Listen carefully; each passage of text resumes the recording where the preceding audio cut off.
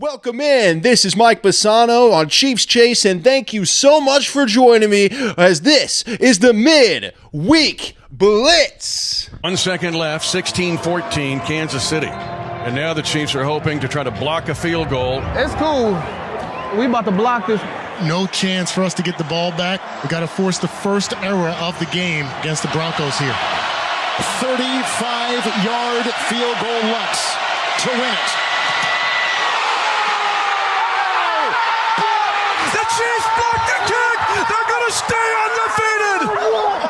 The Kansas City Chiefs blocked a 35-yard field goal attempt! Kansas City wins this game on a blocked field goal! The Midweek Blitz is where we cover every single Chiefs storyline throughout the week and get you ready for the game coming up. It's the Kansas City Chiefs head to Buffalo for by far the biggest game of the week, taking on the Bills in Orchard Park. But first, how many times have you watched the blocked field goal? Because for me, it's like 5,000 times at this point. I think I watched it on repeat for like an hour. Just Kevin Harlan. Oh! I think I've watched it.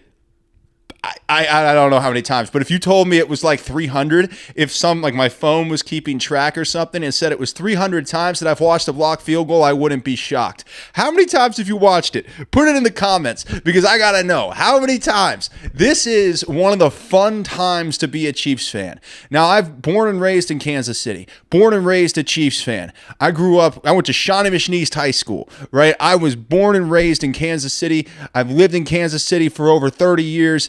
I know everything about this team and its history, which means, God damn it, I've suffered. I've been there for Tyler Palko. I was there for Brody Croyle's first ever snap in the NFL. I was in the house against the Jacksonville Jaguars, and I remember me and my friend Kelly sitting in the seats watching Brody Croyle in a fourth quarter of a game the Chiefs had already clearly lost, going, this guy could be the future.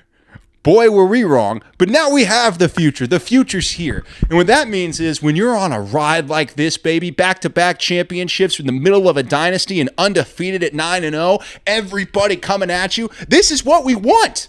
This is everything I've dreamed of my entire life, is that the Chiefs are so good that everyone hates us. I love it. It's the best thing in the world, man. So enjoy this time. Watch that blocked field goal as many times as humanly possible. And Leo Chenal, John Cena, you can't see him. He's coming across the line and ruining your damn day, and there isn't a thing you can do about it, baby. That's what I'm talking about. Kansas City is on fire, and we should enjoy every second of this, and I'm enjoying every second of it. Watch the blocked field goal again just for fun. Why not? Do it again. We have a lot to get to today, a ton, and I can't wait for it, man. This is going to be a really good midweek blitz. We're going to hear from the players and coaches. It's going to be an absolute blast, including the lunacy that has taken over the league when it comes to the Kansas City Chiefs. It's absolute lunacy. We'll tell you what we mean by that here in just a few minutes. But first, I don't think anyone in the NFL is going to be happy until the Chiefs play a game where every single play, there's a penalty thrown on the Chiefs and there are 0 penalties thrown on the other team. And even then, people will be like, well, did you see? Patrick Mahomes gave a little glance to the official once. I'm pretty sure that this game is rigged. That's the only way people are ever going to be happy, is if the NFL turns the Chiefs into the mean machine from the longest yard, and suddenly Patrick Mahomes is Paul Crewe getting every single flag thrown on him until he finally just darts the ball right into the referee's beanbags. That's the world we have to live in now because everybody's so sensitive. They can't accept the fact that their team's not good enough to beat the Chiefs. So they're going to go in and find a call that they didn't like an illegal contact call in the second quarter that 100% happened. That's the weird thing about this. They point to calls that happened. It was a bang-bang call, but it happened. Illegal contact happened at the top of the route. And they go, oh, well, that didn't affect the play necessarily. The Chiefs get penalties on things that don't affect the play all the time. Phantom holding calls on defense that keep Buccaneers drives alive. The Chiefs should have blown out the Buccaneers. If that game was called correctly, if the Buccaneers game was called correctly on Monday Night Football, the Chiefs win by 2 touchdowns. Or if Samaje Perine catches an outlet pass. So the Chiefs are this close to blowing teams out, yet the referees find a way to keep teams in the game against the Chiefs early on. Maybe for ratings. I don't know. It plays into your little rigged conspiracy, doesn't it? It plays into your rigged conspiracy that the Kansas City Chiefs have games that are close because the referees make calls throughout the game to keep bad teams close to the Chiefs because close games are good for ratings. If you want to go down that road, we can go down that road all day. Now, do I really believe that's what's happening? Do I really believe we're in a world where the Chiefs are getting bad calls against them to keep games close? 85% no. I'll put it that way. 85% no, I don't believe that. Is there a small part of me that wonders if the Chiefs are getting bad calls early on in the game to keep them close so these teams don't get blown out by Kansas City? Yeah, maybe a little bit. I don't know that all these calls are going against the Kansas City Chiefs to keep it close, but I'm seeing the calls, guys. They're right there. And there's a lot of calls that go against the Chiefs. The only difference between the calls that go against the Chiefs and the calls that go for the Chiefs is you don't have a bunch of keyboard warriors going through the tape to dissect every single thing so they can feel better. That's all it is. They want to feel better about their inadequacies, their inadequate team not being good enough, not being 9-0. They have a hard time coping with these things. So in order to try and make themselves feel better, they go through all the tape that they can and find these grainy videos of the Chiefs potentially getting a call. It's the saddest, most pathetic thing in the history of football. And right now we are living it. It's complete lunacy. And that's what we'll get to here in a second. It just the perfect personification of how these teams and these fan bases are so far off base, it's absurd. Also, the Chiefs, they're playing the Bills this week, and it's a particularly huge game for one person. I'll tell you who that is here in a second. But first, a hot mic catches Patrick Mahomes asking the referee to tell him when a defender is close. That didn't happen. That didn't fucking happen. You know how frustrating that is? It doesn't happen. People are making things up on a consistent basis about this football team. They make up that Patrick Mahomes is asking the referee to tell him when a defender gets close to him. No, it was an illegal formation penalty that wiped out the play, and Mahomes is asking them to tell them when the player is out of formation. Hey, tell me if he's too far back. Tell me if the tackle isn't in the right position, and then we'll get him in the right position. That's what he's telling them, because that's part of how the game works. Remember when Kadarius Toney lined up offsides and he said, "Oh, I checked with the official, but he really didn't"? Yeah, you could check with the official to see if you're lined up correctly. That's a real thing. It's an easy thing, and it's a football thing. Yet for some reason, these clowns in the NFL, and by the way, the announcers catch a little bit of heat for this too, because they were like, "Oh, never seen that before," disregarding the logical conclusion that there's an illegal formation penalty, and that's exactly what Patrick Mahomes is talking about. We have these people on the internet, people in the media that want to do nothing but stir things up against the Chiefs. We see it over and over again. And I don't know why we have this feeling that we need to crush other teams, that we need to make excuses for our own team's inadequacies, create entire narratives about the referees that flat out aren't true. Create a narrative that Patrick Mahomes is somehow cheating with the official and having them tell him when a defender gets close. That's the most insane narrative in existence. He's talking about an illegal formation penalty and nobody is going to see through it. That's the problem. We have a society now. We do. It's a societal issue. It's a societal issue. Oh, you believe in something crazy? Go on the internet. You're going to find someone who agrees with you. You believe the earth is flat? Go on the internet. You're going to find someone who agrees with you. You believe Patrick Mahomes is working with the officials? Go on the internet. You're going to find someone who agrees with you. So what we have is this echo chamber of idiots that don't understand exactly how far off base they are when it comes to this referee bias with Kansas City. And that's why it's so frustrating for every Chiefs fan to have to listen to these people. And it's so annoying. Like, just read the comments on my video. Like, any videos. Go to my Instagram, scroll down, read the comments, especially the ones where the comments are in the thousands. And my God, some of these, I read them. Not all. If it's like 3,000, I don't get to all of those. But Some of these are some of the most asinine comments, the most asinine takes that I've ever seen in my entire life. And they get a ton of likes. People are getting a bunch of likes off of being stupid. It's wild. And still, we're going to keep seeing people try to find ways as to why the Chiefs are cheating. Because it's easier to believe the Chiefs are cheating than to believe that the Chiefs are great. Back-to-back champions, 9-0. And they want to discount that because they don't want to acknowledge greatness. We see it all the time. I mean, I don't want to bring in LeBron James because I'm not necessarily a big LeBron James fan. He's created a bit of a sideshow over there in Los Angeles. However, there are a lot of times in LBJ's career where people have tried to find ways to cut him down that weren't fair. There's a lot of fair criticisms of LeBron James, but there's also a lack of respect for the longevity and the greatness that he's had in the NBA. That lack of respect spreads like wildfire, and we're seeing it with the Kansas City Chiefs. There is a lack of respect for what the Kansas City Chiefs have accomplished.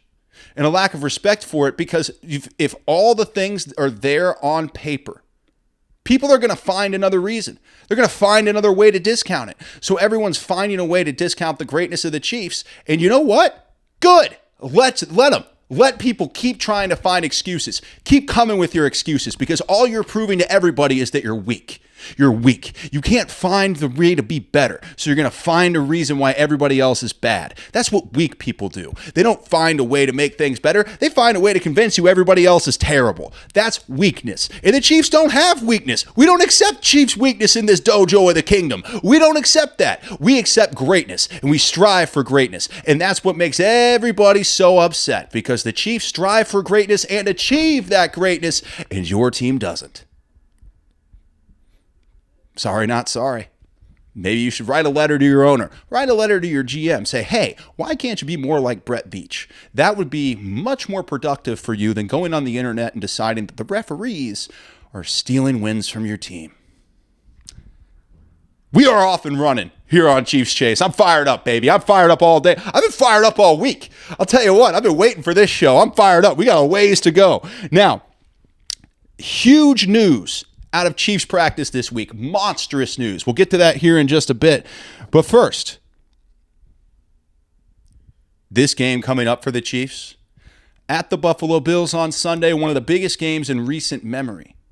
People are going back to 2018 to the Chiefs and Rams, the big Monday Night Football game, 54-51. People are going back to that to show how big this game is. Well, let me tell you this. Everybody wants to crown Josh Allen, but the fact of the matter is Josh Allen is not on the same level of Patrick Mahomes. He will never be. You look at their career stats, it's not even close. You look at what they've accomplished throughout their career, it's not even close. The fact is people are just so desperate to find someone who's better than Patrick Mahomes that they'll take a turnover machine in Josh Allen and go, oh yeah, he's better. He's better. Patrick Mahomes is overrated. He's mid. This is how sad it's gotten. If you look at Mahomes and Allen side by side, guys, it's not close. And all I need is one career statistic to prove that. Not only is Patrick Mahomes better than Josh Allen in every single passing category throughout their careers, yards per game, yards per attempt, all of those things. I put it, if you're watching this on YouTube, the stats are right in front of you. Patrick Mahomes dominates every single passing category against Josh Allen, which that should be enough anyway. But the big one is touchdown to interception ratio. Patrick Mahomes has 231 touchdowns to 72 interceptions. Josh Allen has 184 touchdowns to 82 interceptions, meaning that Patrick Mahomes has thrown 50 more touchdowns than Josh Allen and 10 less interceptions. You're going to act like that's... We're going to sit here and pretend those are the same guys or they're even remotely in the same tier. They're not. Josh Allen is not at the level of Patrick Mahomes. Damn good football player, seems like a really nice guy. But people are trying to over-elevate Josh Allen because they're tired of the dominance. They're tired of waking up every morning and knowing that there's nobody better than the Kansas City Chiefs. So they want to elevate Josh Allen beyond where he actually is in the world and say he's a top-tier quarterback. Well, here's a weird thing about tiers in the NFL right now. There's the top-tier quarterbacks, and then there's the Mahomes tier, because there's no active player in the NFL that comes close to Patrick Mahomes. And the idea that there is blasphemous. It makes no sense. It's not based in reality. It's made up. So this Josh Allen, Patrick Mahomes comparison that we've been listening to all week, I'm not here for it, man. I'm not here for it. I'm not listening to it. 184 touchdowns to 82 interceptions for Josh Allen. 231 touchdowns to 72 interceptions for Patrick Mahomes. It's not close, guys. I'm sorry. I don't mean to just to take a shot at Josh Allen here, because I think Josh Allen is a very good quarterback. He's in that tier right below Mahomes with Lamar Jackson.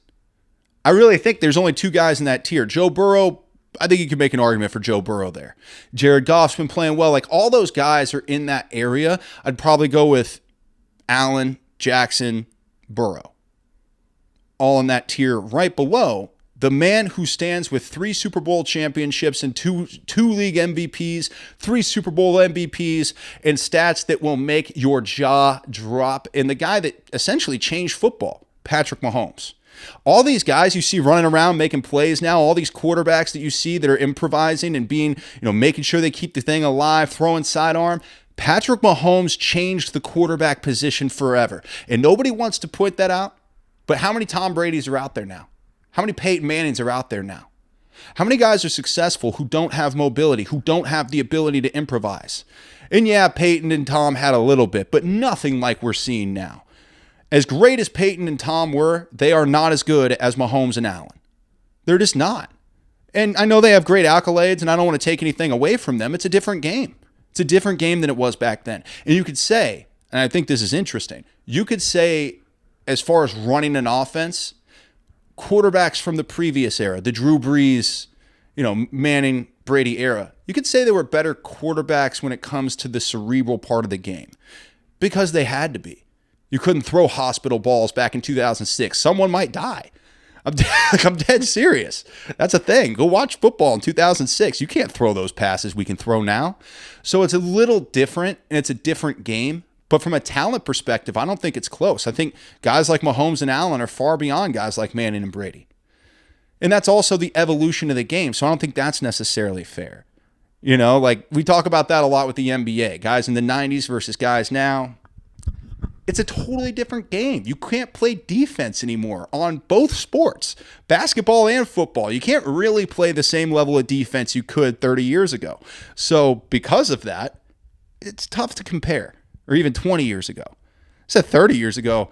God, you want to go back even further? Watch that game from. I grew up a massive Chiefs fan, obviously, and I grew up watching that Super Bowl IV video with Hank Stram mic'd up like all the time.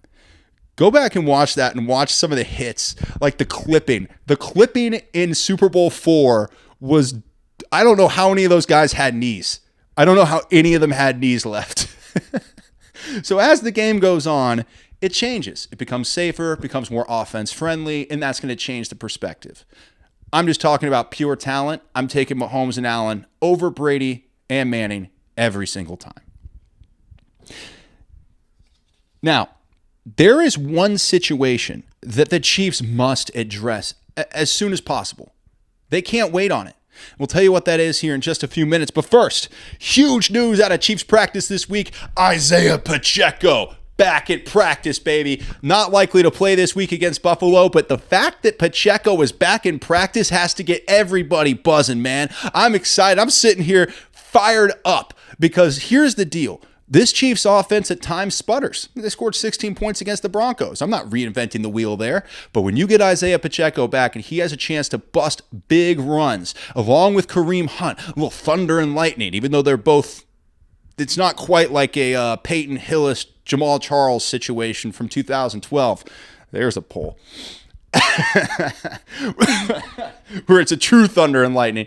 This is a thunder and lightning where I think Kareem Hunt's been a workhorse, right?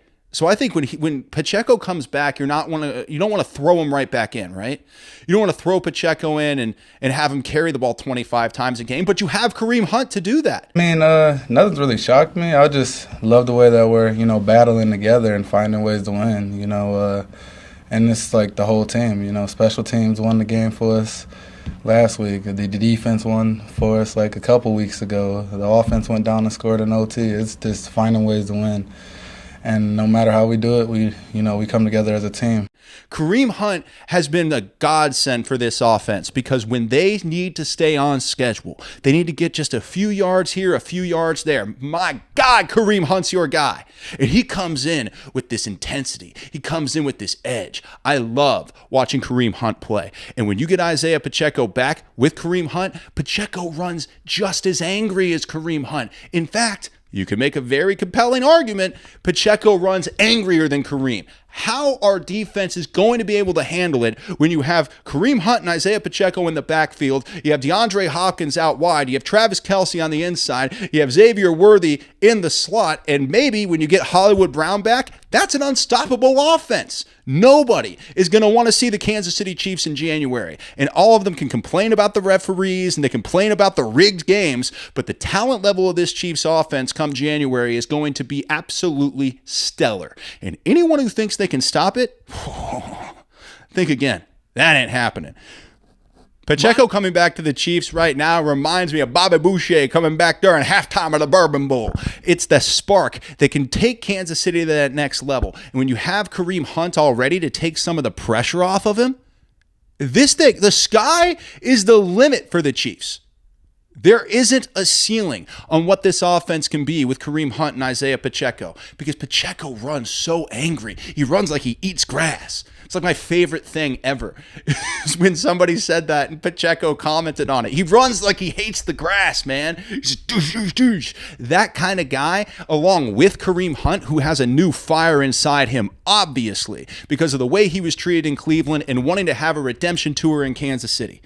If you put Pacheco and Hunt as a 1-2 punch along with the rest of the weapons Kansas City already has, this offense is going to run roughshod over people. And then you can keep complaining and keep crying and keep posting videos about how the only reason Isaiah Pacheco got this long run is because there was a holding penalty that wasn't called. Keep crying. We want all your tears, man. I want every tear. I want tears from 31 other fan bases. That's what I want. 31 fan base tears rolling down their faces. Give them all to me. I want to watch this offense run over people, and it's just getting started. This Chiefs offense has the potential to be explosive. It hasn't been at times, and there's multiple reasons for that, but it's coming. Trust me, it is coming, and I think it's coming this week. The over-under was set at, I think, 42.5 for this game against Buffalo. We're going to see some points. There's going to be points scored in this game. It's going to be more offensive driven than I think a lot of people believe. And a big reason why this Chiefs offense hasn't been as potent, they are playing it safe a lot of the time because they have such a great defense. This isn't about putting up numbers for Patrick Mahomes. This is about winning a championship. So the Chiefs structure an offense to be more methodical, keep the defense on the sideline. Did you see the time of possession against Denver? They crushed it. That's how they win games. It's the structure of the team. It's the structure of the game plan. And you can sit there and complain about it and talk about point margin, but who's going to argue with 9-0? Who would be dumb enough to argue with 9-0 and say, oh, how dare they be 9-0? No, just accept it. It's the game plan. It's the way they've built this team to win games with the defense. And it's the smartest way to win. It's also the way you win in championships, right? All those big, high-scoring teams that score 50 points a game, they always fail in January. So why would you want to be a team that fails in January? Be a team that everyone doubts and then go win a Super Bowl. That's way more fun. And that's what the Kansas City Chiefs are doing. Do we have anything else we want to get to here? On Pacheco, that's everything. Also, Charles Menahu, also back at practice. This team getting healthy is a nightmare for the rest of the NFL. They have weathered so many injuries at wide receiver, at running back, across the board. This team has dealt with so much, and they're still 9-0. Wait till they get healthy, baby. Wait till they get healthy. All right, now, There is one situation the Chiefs must address as soon as possible. We talked about it last episode after the game. We're going to talk about it again. Left tackle, man. The fact is, this is just truth. Wanya Morris cannot be the only thing stopping Patrick Mahomes from certain death. He just can't. You got to go get another left tackle. You got to get somebody. And I know they like Kingsley. I know they do. In fact, we saw Matt Nagy, offensive coordinator of the Chiefs, talking about Kingsley, this courtesy of Sports Radio 810 WHB in Kansas City. It's huge. You got to be able, and that needs to be a strength of us as coaches, is there's a temperament to how you handle. He's young too. He's young. He's inexperienced. There's a lot that goes into that, but he's super talented. And so there's a little bit of a patience level to that as well. But for us too, it's also you got to get the job done. You know what I mean? There's a business side of it. So there's a balance between the two, and I think between Coach Reed, Coach Heck, Corey Matei, all of us, myself. There's a way of how you handle it with anybody in any one of those situations. I understand that young guys need time, but I also understand that Patrick Mahomes, you pay him $500 million. You have the face of the NFL as your quarterback. This isn't a fucking minor league team. I'm sorry. This isn't a minor league team. You need work? Okay, go to another team. This is a free agency situation. I'm sorry. That's what this is. Drafting a guy out of BYU in the second round and expecting him to protect the face of the damn league is crazy to me. It's crazy. Because Wanya Morris can't be the only thing separating, because it's not that Kingsley's just not good enough. He's a revolving door. Watch the tape, man. Watch that Broncos game. The second Wanya Morris goes out, it's like a floodgate opened. And what's even more concerning is Kingsley was the starter to begin the year. How is that at all possible that Kingsley's the starter to begin the year? I don't get it. I do not get it. Something's got to change here. I know they have a lot of belief in him. Have less. You can only have belief for so long, because your belief is going to look really damn stupid if Patrick Mahomes gets planted and breaks a collarbone. It's going to look really stupid. That's just the harsh truth. I love the Chiefs. I love this organization. And Brett Veach, I trust. But the second that Mahomes he got hit so many times against the Broncos. My heart was racing every time he dropped back, because the left side of the offensive line couldn't stop anybody. You can't let that keep happening if you're the Chiefs. It's a total nightmare. So you have got to do something about that. You can't allow a rookie to come in and get Mahomes hurt. Like, what are you thinking? Oh, he's young. He needs time. I don't care. This isn't some wide receiver. If he drops a pass, who cares? We're talking about the health of the face of the league. You got to do better. Donovan Smith tweeted out, a lot of people talking, why aren't you bringing up Donovan Smith? Andy Reid said, that's Brett Veach's thing. Okay. In Veach, I trust. Brett Veach has done a phenomenal job in the NFL. He's done a phenomenal job as general manager of the Kansas City Chiefs. I think he's the best general manager in the NFL. However, there are things that he does on a year-to-year basis where there's one position where I'm going, what are we doing? Last year it was wide receiver. They fixed it a little bit, right? Rice came along, things got a little bit better, but they still struggled at wide receiver throughout the season. It's not like I'm not reinventing the wheel by saying that. It's not some out there take. Everybody knew they struggled at wide receiver. This year, it's left tackle. You started a rookie, a second-round rookie is going to protect the face of the league. It's asinine. And that's what they did to start this year. Wanya Morris took his job because Kingsley was about to get Patrick Mahomes killed. You cannot have that happen. So Wanya Morris is maybe the most important person on this team. Seriously, more than Travis. Other than Mahomes, it might be Wanya Morris. Because if Mahomes goes down, I like Carson Wentz. But come on. Like, let's not be ridiculous. If Mahomes goes down, it's a massive issue. He's the face of the NFL for a reason. He's the best player in the league. You have to protect him. And I'm disappointed that Kansas City hasn't.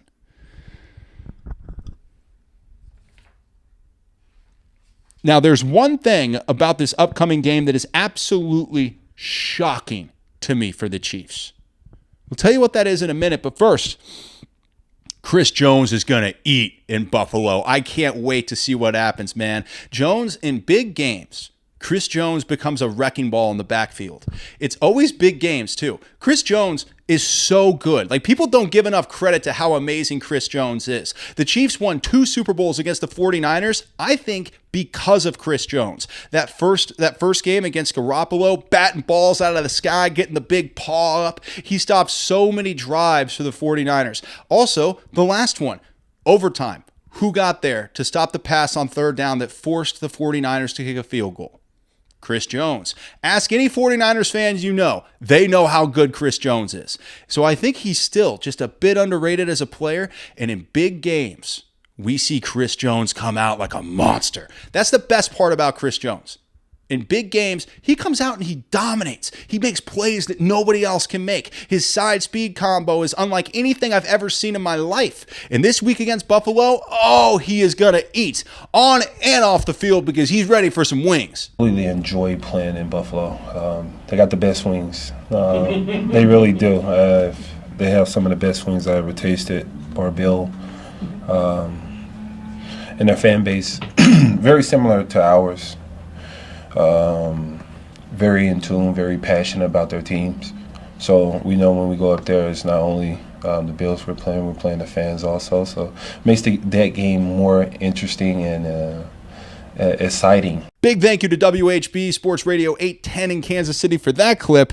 Now, this is going to be a different game for Chris Jones. I think a brilliant game for Chris Jones. He's going to come out firing. And the reason for that is everybody's watching. I think that's a big thing for Chris. And look, it's for everybody. I understand there's this like weird narrative that's always been there for NFL players where it's like, they don't need extra motivation. They get paid millions of dollars. Yes, they do. Everybody needs extra motivation. If you can make something personal, Michael Jordan used to like make up reasons to hate people. It doesn't matter how much money you get paid. Motivation from personal reasons is huge. And for whatever reason, Chris Jones, when it's a big game, he has extra motivation. Maybe it's because he knows more people are watching and he can finally get the credit he deserves. I don't know. I'll ask him at some point. But he's going to come out and crush the Buffalo Bills, man. Keep 95 in mind. He's going to have a monster game, like an MVP Defensive Player of the Year level game is coming from Chris Jones this Sunday. I can't wait to see what he does. He's going to be a force to be reckoned with. He's going to tear some people up, baby. All right, now, prediction incoming for the game, including one player that's on offense who's going to explode for the Chiefs. I'll tell you that in just a minute. But first, one thing about this upcoming game that is absolutely shocking to me, but maybe it shouldn't be. The Chiefs are 2.5 point underdogs. The Chiefs should never be underdogs. They just shouldn't. It's such a strange thing that we live in, right? A strange world that we live in where we say this team's an underdog, this team's not, but the Chiefs have continued to find ways to win in the 11th hour. So Vegas has made them underdogs multiple times this year. I think against the 49ers, they were underdogs. Keep them coming.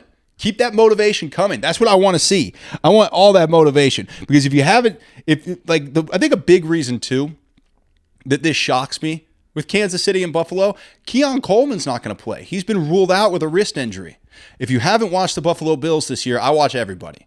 If you haven't watched the Buffalo Bills this year, Keon Coleman is a dog. Not having him in this game is going to be massive for the Kansas City Chiefs. And that's a big reason why I'm shocked at the 2.5 point spread. Their biggest weapon, in my opinion, offensively, other than Josh Allen, isn't going to play. So without Keon Coleman, this Buffalo team is going to have a hard time scoring points. And I think the Chiefs offense is going to have a much bigger explosion than people would anticipate. 42.5 points is the over-under. That's pretty big considering how low scoring the Chiefs games have been this year.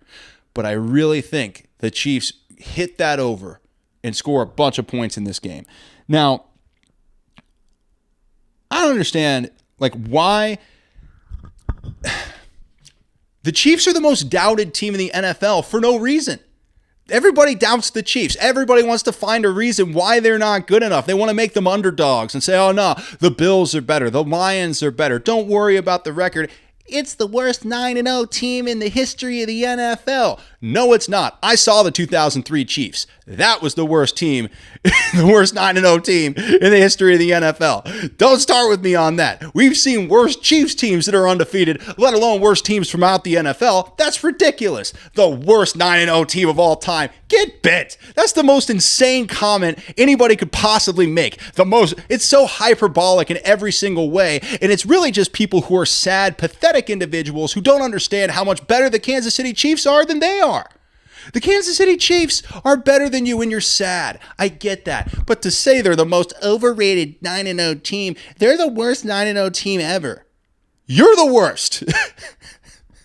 The Chiefs are not the worst. First of all, the Chiefs are the best team in the NFL. And what they're doing, getting everyone's best shot every week and still finding a way to win, it's remarkable.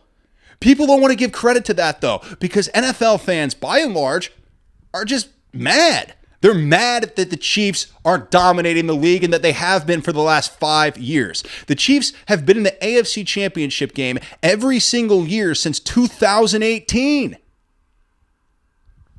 Of course they hate the Chiefs, but to say they're an overrated 9-0 team is just sad. It's a sad, little, small thing for you to say, and it doesn't make any sense. It's not based in reality, and I'm sorry that you can't grasp your hands around how good the Chiefs are and how smart football they play to keep games low scoring, put themselves in position to win, and then execute in the biggest moments. I'm sorry that you can't appreciate that, but it's not my fault. You can go around and say whatever you want about the Chiefs. Call them overrated. Say the games are rigged. Say that they're the worst 9-0 team that's ever existed.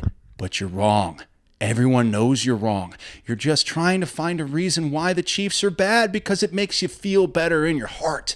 It's easier to cut other people down than to lift yourself up. But what the Kansas City Chiefs do is they lift themselves up. They find ways to win in the biggest moments, and they don't make excuses. Excuses? Excuses? Excuses are for 31 other teams in the NFL, not the Kansas City Chiefs. Let's get a prediction. Oh, hold on. One more thing. Just one more thing. I know we're running out of time, but one more thing. I'm a Chiefs fan, but is something we bring up a lot on this show. It's a comment that we get a lot, whether in every social media platform. At Mike Bassano, if you don't follow me on Instagram and TikTok and YouTube. I'm a Chiefs fan, but is my most hated comment. Because it's this need to be liked by the other fan bases to go, I'm a Chiefs fan, but I can see why they think the referees are fake. No, They're wrong. No, the Chiefs don't get preferential treatment. Look at the numbers. Look at every single metric in the NFL. The Chiefs don't get preferential treatment. Yet these poor Chiefs fans, and I'm sorry, I'm probably being too harsh. I should be more empathetic. You are reading the comments of other fan bases and starting to believe them. I'm sorry that it's happening to you. The mainstream media has been doing this to us since its creation, just hammering us with messages that aren't true and expecting us to believe them. That's what's happening with the Kansas City Chiefs now. The Kansas City Chiefs have become victims of the mainstream media. We got there. Full circle in life. The Kansas City Chiefs are complete victims of the mainstream media because nobody wants to admit how good they are. So everyone's starting to go, oh, well, maybe the detractors are right. They're not. They're wrong. Do not listen to them. They are not good enough to have a comment on the NFL. And all they can do is try to make excuses for why their team isn't good enough. And if you're a Chiefs fan and you're entertaining those people, please, I beg of you, stop. They don't deserve any entertaining. They don't deserve any acknowledgement. Do not acknowledge them. They are not Roman Reigns. They don't deserve acknowledgement. I like that. Happened my way into a Roman Reigns reference. I'm good with that. All right, on to the prediction. Chiefs by 100, and one player who's going to go off. Expect to have DeAndre Hopkins score 2 touchdowns in this game.